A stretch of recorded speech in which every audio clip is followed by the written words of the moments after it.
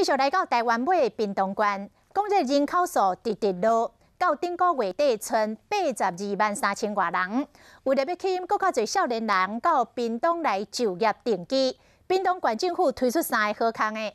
第一是就业津贴，会当申请上悬6万块的就业的奖助金；第二是这个青年的贷款，贷款的额度上悬有300万；第三，伫咧屏东来买厝，贷款会当贷到8成5，阁会当加贷一笔100万的装潢的津贴。讲这个3项的福利，真正会袂少的少年人心痒痒。我屏东，我家。一条成功的经历，让更较侪人看到屏东的水。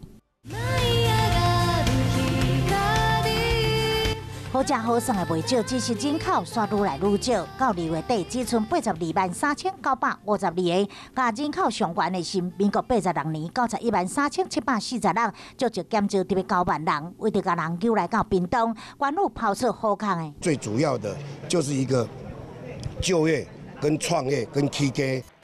这3项福利分别是：只要是户籍伫屏东县，又搁伫屏东工作满6个月，年龄15到44岁，会当申请上悬6万块的就业奖助金。再来是青年创业，主要是针对青年学院以及农业研发创意农业大学，分别提供200万以及300万的1.29%价利贷款。最后一个是甲农业金库合作的价利贷款，最高可以贷到整个购物成本的85%。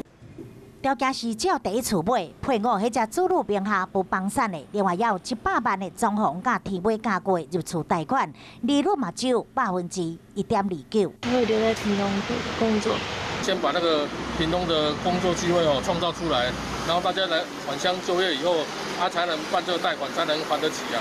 屏东县府鼓励青年南漂移居屏东，不过屏东的在地青年希望县府应该创造更较侪工作机会，安尼才会当甲人留落来。